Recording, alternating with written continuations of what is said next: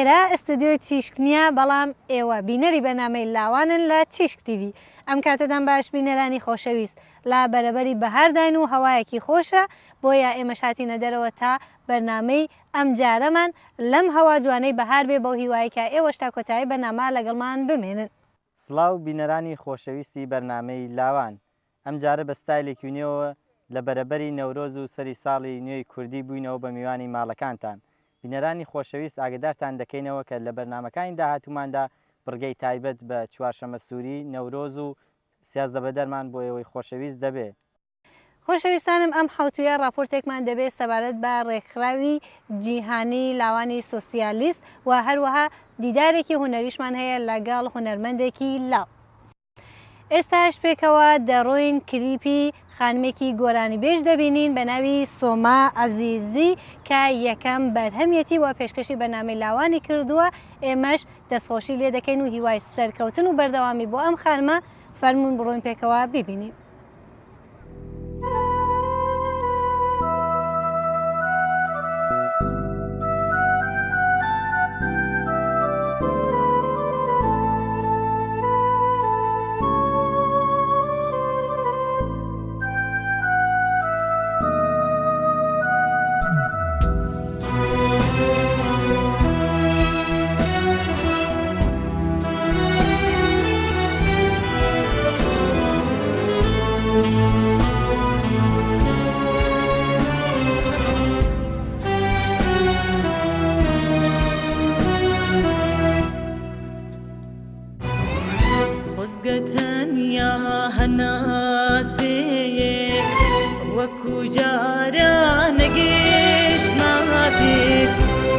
بزانی که ریگاکم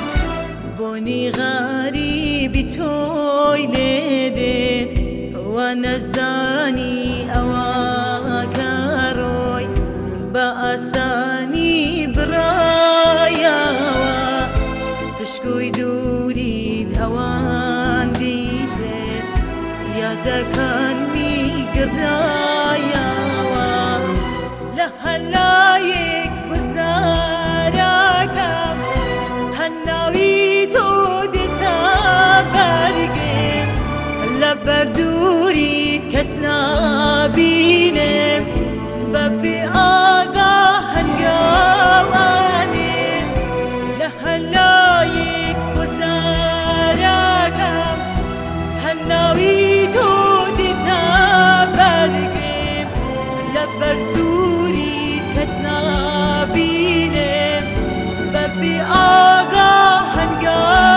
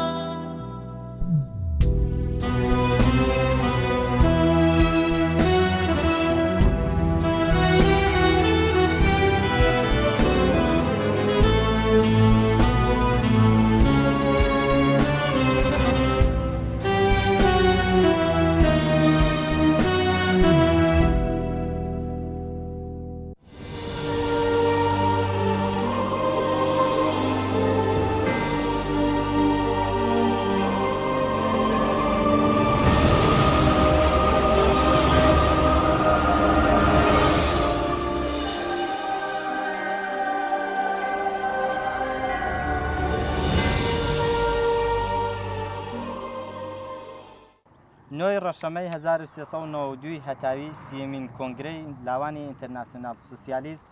لە شاری کۆپنهاگی وڵاتی دانمارک بەڕێوەچی و 3 ڕۆژ کاری بەردەوام ڕێکەوتی 11 ڕەشەمە کۆتایی بەکارەکانی هات. هەیەتێکی یەکێتی لاوانی دموکراتی کوردستانی ئێران بە سەرپەرستی سکرتێری گشتی یەکێتی لاوان کە بە شێوەی فەرمی لەلایەن ئەو ڕێکخراوە داوەتکرابوو بەشداری ئەم کۆنگرەیە بوو. جێگەی ئاماژەیە هەرسی ڕێکخراوی تایبەت بە لاوانی کورد یەکێتی لاوانی دموکراتی کوردستانی ئێران وەک نوێنەری لاوانی ڕۆژهەڵاتی کوردستان، ڕێکخراوی ئازادی لاوان وەک نوێنەری لاوانی باشووری کوردستان و ڕێکخراوی لاوانی بەدەپە لە باکووری کوردستان بەشداری ئەم کۆنگرەیە بوون. لەسەر پێشنیاری هەیئەتی یەکێتی لاوانی دموکراتی کوردستانی ئێران لە بڕیارنامەی کۆتایی ئەو کۆنگرەیەدا خاڵێک پەسەند کرا کە بۆ پشتیوانی لە مافە نەتەوایەتەکانی نەتەوەی کورد لە هەر 4 پارچەی کوردستان. لەو کۆنگرەیەدا 2 کچی کورد، یەکیان ئەوین نیجەر کە کوردی دانیشتووی وڵاتی سوێدە وەک سکرتێری گشتی ئەو ڕێکخراوەیە هەڵبژێردرا و خاتوو ئاشتی ئازەرەفشان ئەندامی یەکێتی لاوانی دموکراتی کوردستانی ئێران وەک ئەندامی لیژنەی چاوەدێری کە ئەرکی چاوەدێریکردن و نەزارەتکردن بەسەر کار و تێکۆشانی ئەو ڕێکخراوە لەسەر تاسەر جیهانە هەڵبژێردران. خۆشەویستانم فەرمون بڕۆین ئەم راپۆرتە ببینین دەگەڕێن وڵاتان. ڕۆژی پێنجشەممە ڕێکەوتی هەشتی ڕەشەمەی ساڵی 1392 هەتاوی لە شاری کۆپنهاگنی وڵاتی دانمارک ڕێوڕسمی کردنەوەی کۆنگرەی ڕێکخراوی جیهانی یەکێتی لاوانی سۆسیالیست بەڕێوەچوو. ڕۆژی دوای ئەوە واتە 9 ڕەشەممە سیەمین کۆنگرەی ڕێکخراوی جیهانی یەکێتی لاوانی سۆسیالیست بە وتەی ڤیڤیانە پێنێریۆ سەرۆکی گشتی ئەو ڕێکخراوەیە بە فەرمی دەستی بەکارەکانی کرد. لەو ڕێکخراوەیەدا کە 140 ڕێکخراوی تایبەت بە لاوان لە 100 وڵاتی جیهانەوە بەشدار بوون، هەر 3 ڕێکخراوی لاوانی کوردستانی و ئەندام لەو ڕێکخراوە جیهانیەدا واتە ڕێکخراوی یەکێتی لاوانی دموکراتی کوردستانی ئێران لە ڕۆژهەڵاتی کوردستان، ڕێکخراوی ئازادی لاوانی کوردستان لە باشووری کوردستان و لاوانی بەدەپە لە باکووری کوردستان لە سیەمین کۆنگرەی ئەو ڕێکخراوەیە بەشدار بوون. لە ڕۆژی دووهەمی کارەکانی کۆنگرەدا ئەندامانی کۆنگرە بەسەر چەندین گروپی ئابووری، ژینگە، پرسی هەژاری، دموکراسی و سێکۆلاریزمدا دابەش کران و هەروەها راپۆرتی سیاسی تایبەت بە ناوچە جیاجیەکانی جیهان تاوتوێ و پەسەند کران و خاڵی پشتیوانی لە مافی نەتەوەی کورد لە هەر 4 پارچەی کوردستان لەسەر پێشنیاری شاندی یەکێتی لاوانی دموکراتی کوردستانی ئێران پەسەند کرا. لە بڕگەیەکی دیکەدا پرسی ئەندامبوونی بەشێک لە ڕێکخراوەکانی لاوان لە ئاستی جیهاندا تاوتوێ کرا و هەندێک لەو ڕێکخراوانە وەکو ئەندام و چاودێری یەکێتی نێونەتەوەی لاوانی سۆسیال دموکرات وەرگیران. دواتر لە بڕگەی هەڵبژاردندا کچە کوردێکی ئەندامی یەکێتی لاوانی سۆسیال دموکراتی سوێد بە ناوی ئەڤین نیجەر بە زۆرینەی دەنگی ئەندامانی کۆنگرە وەکو سکرتێری گشتی یەکێتی نێونەتەوەی لاوانی سۆسیال دموکرات هەڵبژێردرا. هەروەها ئاشتی ئازەرەفشان نوێنەری یەکێتی لاوانی دموکراتی کوردستانی ئێران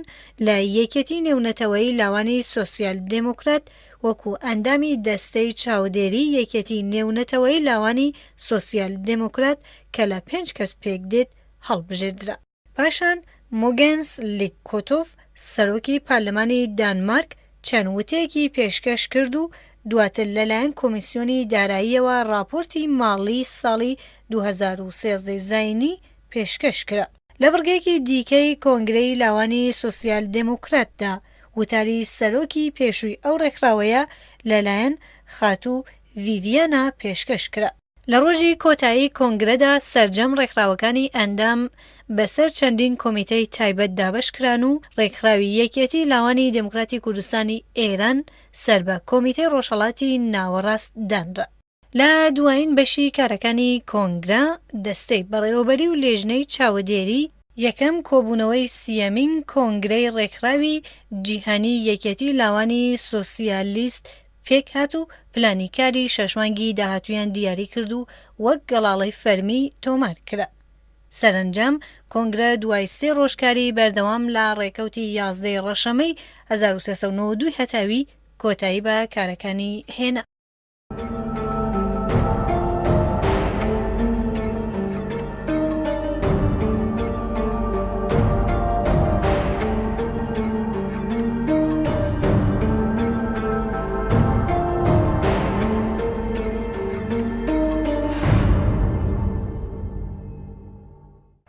باوکاری ستافی بەرنامە دیدارێکی هونەریمان لەگەڵ هونەرمەندێکی لاو پێک هێناوە کە پێکەوە دەڕۆین ئەم بەشەی بەرنامەکەشمان دەبینین و هەروەها ئەم هونەرمەندە لاوە دوایین بەرهەمی خۆی پێشکەش بە بەرنامەکەمان وەروە تیشک تیڤیش کردووە.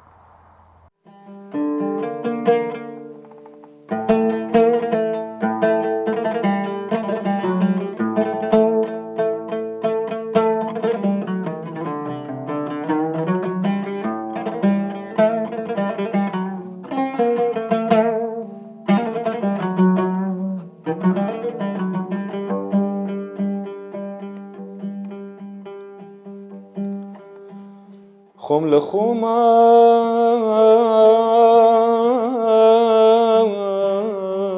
ڕەنگی عشقم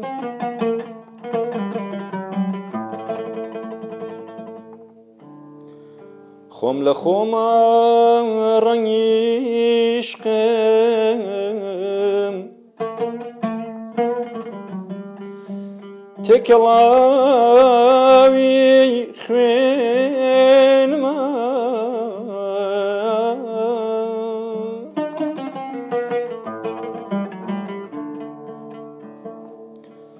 ئەو لە گەردوونی نیادمە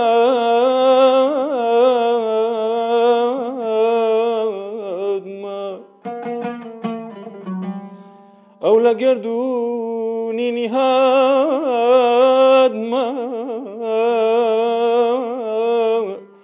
ناو نیشان و شوێنمە. هونەر لای من بەر لە هەر شتێک خولیایە، ئەو خولیایە کە وەکو هەر کەسێک لەوانەیە لە مناڵیە دروستە بێت، جگەلەوەی کە هەر کەسێک توانایەکی سروشتی هەیە، دواتر ئەبێت ئەم توانە سروشتیە پەروەردە بکرێت. ئەمەش پێویستی بە قوربانیدان و شوێن و خوێندنەوە و مامۆستا و فێرگە و ناوەندی زانستی و ئەکادیمی هەیە بۆم بارە. لە ڕاستیە من وەکو ئەو خولیایە کە لە قوتابخانەوە دەست پێکات وەک زۆربەی هونەرمەندان، دواتر وەک هەر کەسێکی تر لە هونەرمەندانی تر لەو هاوڕێیانی تر کە لەم بوارەیە کارەکەن، من کارم لەسەر خۆم کردووە. بەداخەوە من چانسی و هەلی ئەوم نەبوو کە لە ناوەندێکی ئەکادیمیا بخوێنم. هەموو ڕۆژێ بەربەیانی خەنبەجی کادەڕوانمە مەحموودکانی گوڵبەجی نابینم عێڵی گەیلانی گوڵبەجی نابینم عێڵی گەیلانی خەنبەجی خەنبەجی مەڕۆ گوڵبەجی مەڕۆ خەنبەجی خەنبەجی مەڕۆ گوڵبەجی مەڕۆ خەنبەجی. من هوشیار کەریم لە دووس خورماتووی سەر بە شاری کەرکووک لەدایک بووم. مناڵەیەکی وەک هەرێکێ لە هاوتەمەنەکانی من مناڵێکی خۆشمان نەبووە بەهۆی بندەستی ئێمەوە لەلایەن ڕژێمی ئەو کات ڕژێمی بەعسەوە، بەهۆی چەوسانەوەمانەوە، چ بەهۆی جیاوازی نەتەوایەتی، چ بەهۆی جیاوازی زمان، جیاوازی فەرهەنگی. لە هەموو ئەو بوارانەی کە باسم کرد و بوارەکانی تری شایمە ژێر دەستە بووینە. بە زۆر من بە زمانی عەرەبی خوێندومە، کۆی خوێندنم بە زمانی عەرەبی تەواو کردووە. مناڵێکی سەرەتای مناڵی مەڵەڕاستیە بە جەنگ دەستی پێ کرد. لە 8 ساڵیدا هاتوونێتە هەولێر بەهۆی باردۆخی سیاسیەوە. لێرە خوێندنم تەواو کردووە، بەشی زمانی کوردیم تەواو کردووە و ئێستا مامۆستام جگە لە کاری هونەر. خەنبەجی مەڕۆ گوڵبەجی مەڕۆ خەنبەجی خەنبەجی مەڕۆ گوڵبەجی مەڕۆ خەنبەجی. جگە لەو خولیایی کە لە هەر کەسێکە هەیە هەیە حەزی لە نەقاشی و وێنە کێشانە هەیە حەزی لە وەرزشە ڕاستیە من ئەو خولیام هەبووە بەهۆی لەوانەیە ئەو وەسەتی کەتیایدا بوومایان ئەو بینینی ئینسان مناڵ هەمیشە لاسایە کاتەوە خۆتان نەزانن حەزەکەم تیا هەبووە ئەو توانە سروشتیش بە جۆرە لە جۆرەکان هەبووە بەڵام ئەمە بەز نەبووە تر لە قوتابخانەوە ئەمە دەست پێکات ئەم خولیایە چەکەرا کات کۆمەڵی خەڵک لە مامۆستا لە هاوڕەکان لە دەوروبەرم لەوانەیە ئەمەم نیشان دەنەوە کە من ئەم خولیایم هەبووە دواتر دەستپێکردنەکە چۆن ئەبێت تەنها ممارەسەکردنی ئەویشا بێت بۆ نمونە بەشداریکردن لە چالاکیەکانی قوتابخانەیە لە چالاکیەنەتەوەیەکانە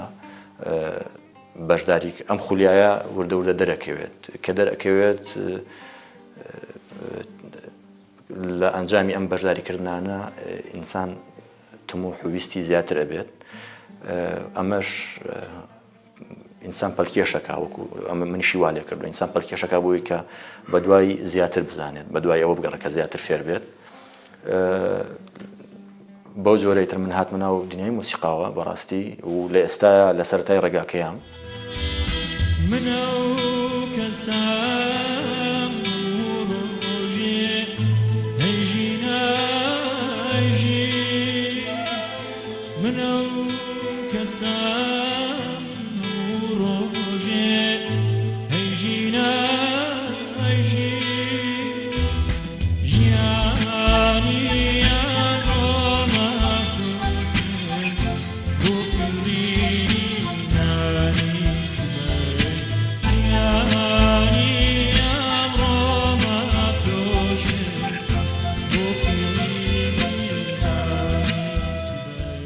دەستپێکردنی من بە چەند قۆناغێکا تێپەڕێ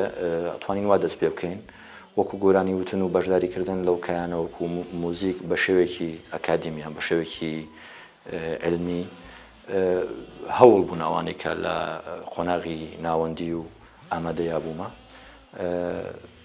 لە دوایەوەی کە ئەچمە پەیمانگا لە ساڵی دووەممە ئامێرێکی عودم کڕی دەستم پێ کرد لە ڕێگای کتێب و خوێندنەوە و پرسیارکردن لە هاوڕێیان و ئەوەی کە مێژووی ئەو ئامێرە بزانم و سروشتی ئەو ئامێرە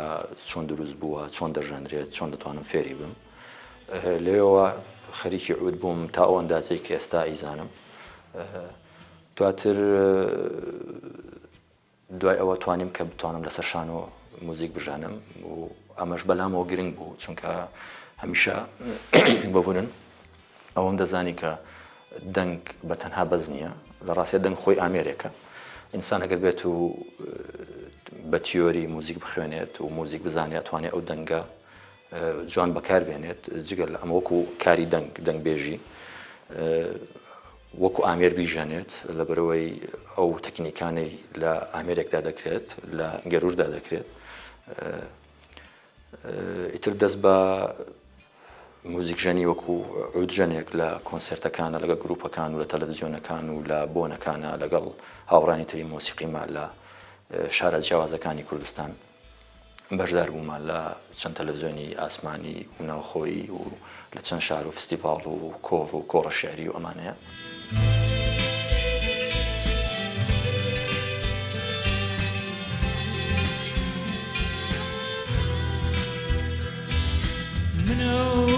کەسام هەموو ڕۆژێ هەیژی ناژی منە کەسام هەموو ڕۆژێ هەیژی ناژی ژیانی ئەمڕۆ مەفرۆشێ بۆ کڕینی ناوی سبەی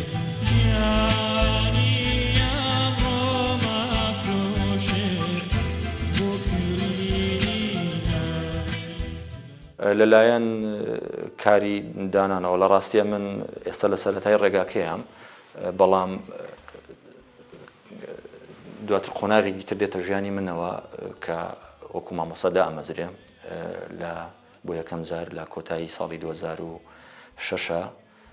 دوای ئەوەی کە کۆمەڵە کار و چالاکیمان هەبوو لە هەولێر وەکو کۆنسرت و بەرنامەی تەلەڤیزیۆنی و رادیۆیی لە چۆمان بووم بە مامۆستا لەوێ بۆشاییەک هەبوو کە من بینیم بەڕاستی کە کاری بۆ نەکراوە و شوێنێکی دوورە دەستیشە لەوێ دەستم کرد بە وتنەوەی موزیک و گۆرانی مناڵان لە قوتابخانەیەکە هەروەها لە بەشی چالاکی قوتابخانەکان ئەو کاتە بە هەژاری دەستمان پێکرد شوێنەکە با بڵێن تازە بوو و مۆزیک بۆ ئەوێ ڕاستەکەی خۆشەویستێکە بوو بۆ موزیک منداڵانە ئێمە کارمان کرد دەستی کۆمەڵە مناڵمان گرت توانیمان چەند مناڵێک فێری موزیک بکەین و دوایەوە توانیمان لە چەند فستیڤاڵێکی ساڵانەی قوتابخانەکانە لە هەولێر و لە چۆمان بەشدار بین چەند منداڵێک فێری موزیک بکەین بە شێوەیەکی زانستی و دواتر بەرهەمێک لە ناو ئەلبومێکە بە ناوی پەپولەکانی چۆمان کە ئەو کاتە بەڕێوەبەرایەتی پەروەردەی چۆمان بەرهەمی هێنا چەند تراکێکی گۆرانی مناڵان بوو لە ئەلبومێکی جوانە بەرهەممان هێنا لە هاوکاری ئەو هاوڕێ مامۆسایانی کە لەگەڵ ما بوون ئەڵبەتە بەتەنیا نەبوو من بەبێ ئەوانیش کارەکە سەخت بوو بەڕاستی تابلۆ ئەکێشێ تابلۆی پەلکە زێڕینە گوڵەکانە نەخشێنێ بۆیە باخچە ڕەنگینە ڕەنگینە ڕەنگینە ڕەنگینە هەرچەندە جارڕە شەبا هەڵەکە بەلاساری مراوی و ماسی و ڕووبار بەردەوامن لە یاری جگەلەوە چەند گۆرانێکی منداڵانمان کرد بۆ تەلەڤیزیۆن دواتر ئەم ڕێگایە باڵێن ئەم کارە بەردەوام بوو کە لە ئێستاشا من وەزیفەکەم ئەوەیە کە من مامۆستام وانەی موزیک هەڵێمەوە لێرەش لە پەروەردەی دەشتی هەولێر لەگەڵ هاوکاران و هاوڕێیانمان لەوێ بەڕێوەبەرانی ئەوێ ئەلبومێکمان بە ناوی باران بەرهەمهێنا کە سێ کاری منی تیا بوو ئەلبومەکە لە لای جەنابتان هەیە دواتر وەکو کاری نووسین و ئاوازدانم لە ڕاستیە من گۆرانی ئەنووسم هەوڵێکم هیوادارم دواتر خەڵک بڵێ کە چۆنە و موزیکشانەکان و ئەوانی کە بینەر و بیسەرمانە بن بزانن کە چۆنە و چۆنە نووسین و ڕەنگی کاری ئێمە چۆنە کارەکانی خۆم زۆربیان خۆمی نووسم کە لە ئایندەیە بڵاوە بنەوە هەروەها خۆم دایانەنێم بەشێکی زۆریان لەگەڵ هاوڕانی ترما دواتر ئەرێنجەکرێت و زەبتەکرێت لە ئێستا لە قسە و ئیتفاق داین لەگەڵ چەند هونەرمەندێکی ئازیز و ناوداری کووردا لە دەرەوە لە ناوەوە کاری هاوبەشمانەیە من وەکو گۆرانی نووسین بۆیان یا وەکو گۆرانی دانان بۆیان کار دەکەم لە ئێستا چەند کارێک تەواو بووە و لە ئایندێکی نزیکە هونەرمەندانە دەبینن کە کارەکانیان هاوبەشی لە منە وەکو هەوڵێکی بچکۆلە گەر پنتێکی بچووکش بێ لە ناو هونەری گەوری کوردیە خزمەتێک بگەێنێت سەرەتای چڕین با بڵێن گۆرانی بێژی وەکو هەر کەسێک سەرەتا بە لاسایی دەست پێکەی لاساییش تۆ گوێگیری کۆمەڵی خەڵکی من لە ڕاستە گوێگیری مۆسیقا و گۆرانی زۆربەی ملەتانم کلاسیکی کوردیم خۆش دەوێت باڵێن گۆرانی بێژەکانی کلاسیکی خۆمان کلاسیکی زۆربەی ملەتان و مۆسیقای نوێ گوێ دەگرم مۆسیقای ئەرمان فارس ئازەری تورک بەشێک لە کلاسیکی عەرەب زۆر مۆسیقای با بڵێن ڕۆژئاوا فەڕەنسیەکان مۆسیقای ئینگلیزی مۆسیقای هەندێک سوورەکان بەگشتی گوێ دەگرم بەڵام وەکو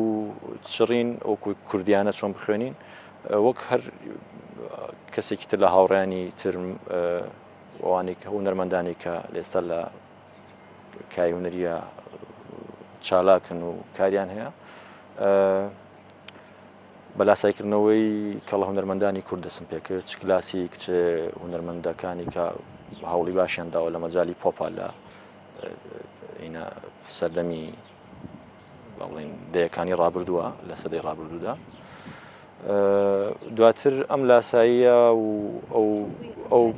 ئەو کەمە زانیارەی کە هەمانە لەبارەی چڕینەوە لە مۆسیقاوە هەوڵماندا کە کارێک بکەین کە خۆمان بین چونکە دواتر خۆبوون زۆر گرنگە و ئەمە کارێکی سەختیشە هیوادارشم کە توانی بێتمان وابین دواتر کارەکانمان بینەران و بیسەران ئەیبیستن و ئەیبینن ئەو کاتە توانن دادوەری بکەن بڕوام بەو حەز بۆ هونەراکەم کە لە خزمەتی ئینسان هەبێت و جگە لە هەست و مەشاعری ئینسان خاڵی نەبێت لە ئایدیای من و دنیای بینی من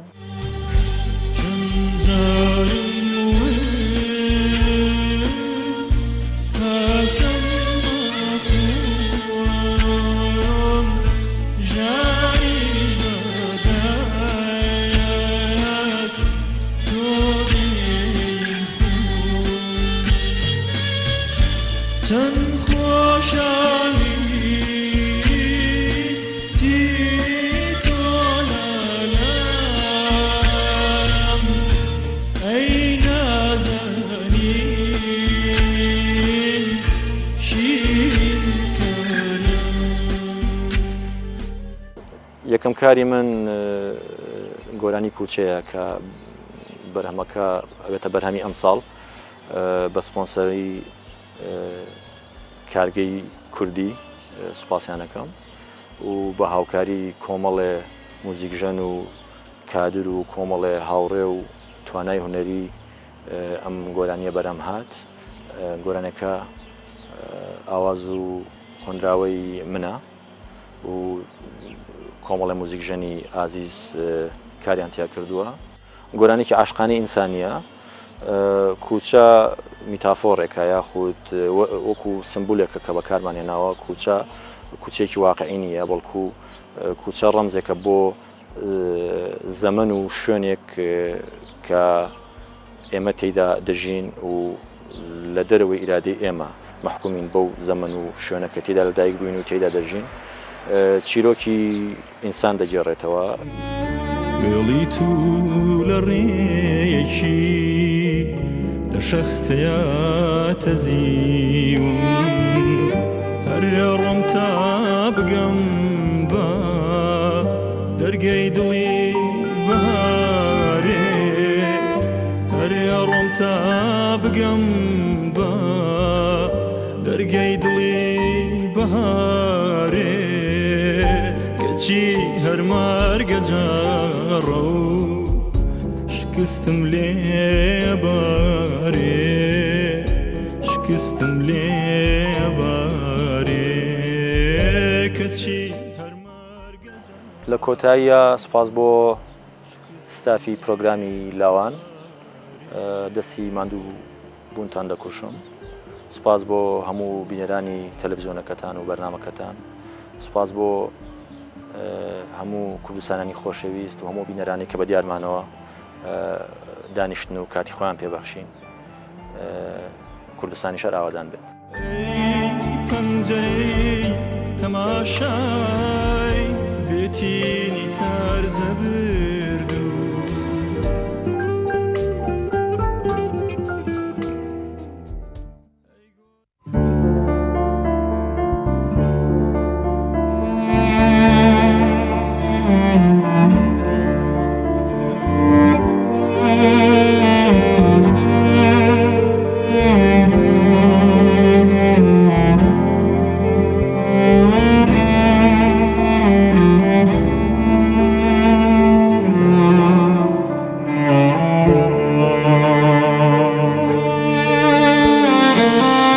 شەکەتی کۆڵانێکی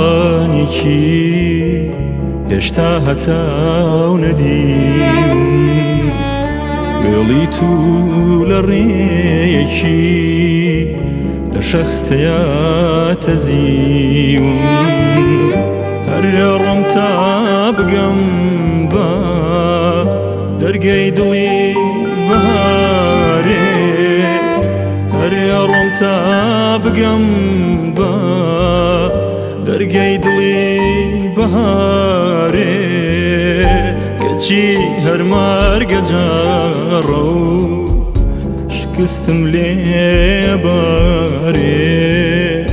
شکستم لێ بارێ کەچی هەرمارگە جاڕە و شکستم لێ ئەبارێ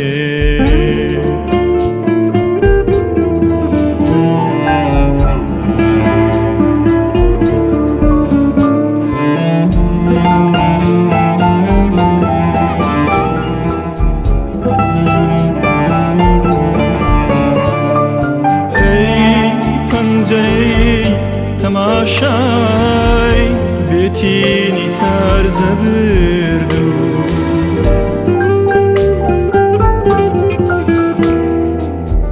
ئەی گۆرانی خامۆشی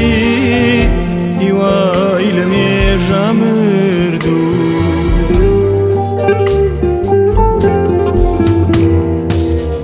سەختە تەنها نشینی نێوەم پەیکەرستانە سەختە تەنها نشینی نێوەم پەیکەرستانە کوشندەیە تەماشای ئەم بتە بێستانە ئەم بتە بێستانە کوشندەیە تەماشای ئەم بتە بێستانە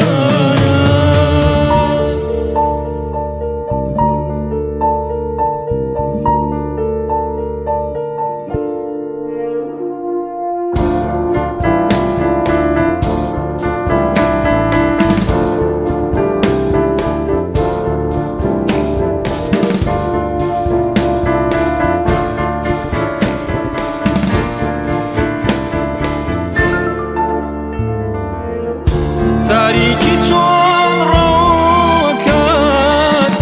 لەم کۆڵانە غەمگینە باڵای هەتاوشکە لەم قەفەسە بەردینە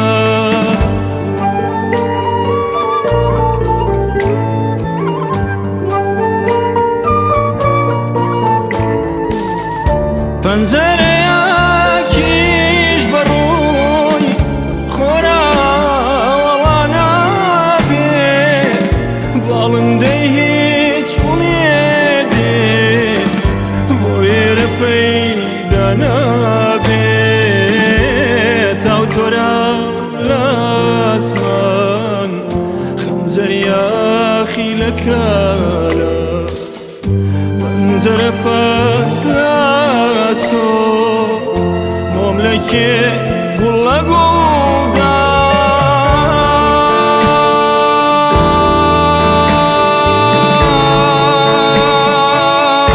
لەم تاون و باران گوڵی مێخەک چۆن ئەڕوێ کە کوچە مەرگە جارە زمان لە عیشق چۆن ئەدوێ زمان لە عیشق چۆن ئەدوێ زمان لە عیشق چۆن ئەدوێ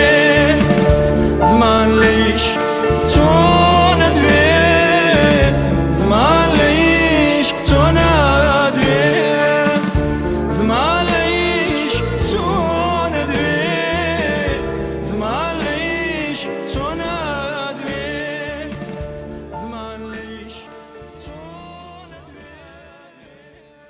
بەم شێوەیە گەیشتنە کۆتایی بەرنامە. عەزیزانی بینەر هەروەک دەزانن پردی پەیوەندی نێوان ئێمە و ئێوە facebook.com/لاوانتیژک خۆشیەکانی ژیانتان بۆ بە ئاوات دەخوازین. خۆشەویستانم ئێمە ئەمڕۆ لەم هەوا خۆشە ڕۆژێکی خۆشمان بوو بەو هیوایی کە ئێوەش بەنامەکەتان بەدڵ بوو بێت و ڕۆژانی بەهاریتان پڕبێ لە جوانی تا بەنامەی داهاتوو کاتێکی خۆش ژیان سپاس.